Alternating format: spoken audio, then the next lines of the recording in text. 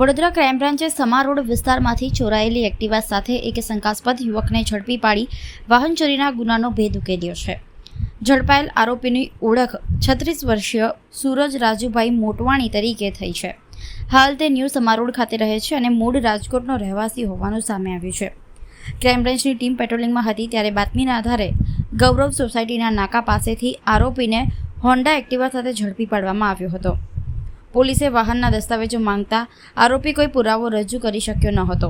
ત્યારબાદ કરાયેલી પૂછપરછમાં તેણે આશરે 1 વર્ષ અગાઉ સમા રોડના સંજયનગર વિસ્તારમાંથી એક્ટિવાની ચોરી કરી હોવાની કબૂલાત કરી હતી. તપાસ દરમિયાન સામે આવ્યું કે આ વાહન ચોરી અંગે સમા પોલીસ સ્ટેશનમાં અગાઉથી ગુનો નોંધાયેલો હતો.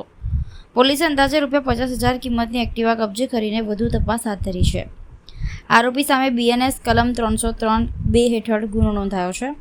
પ્રાથમિક તપાસમાં સૂરજ મોટવાણી અગાઉ પણ ફતેગંજ અને સમા વિસ્તારમાં થયેલા વાહન ચોરીના ગુનાઓમાં સંડોવાયેલો હોવાની વિગત સામે આવી છે. સમગ્ર કામગીરી ક્રાઇમ બ્રાન્ચના PI SM Gameti, PSI RN Baraiya તથા ટીમના સ્ટાફ દ્વારા પાર પાડવામાં આવી હતી.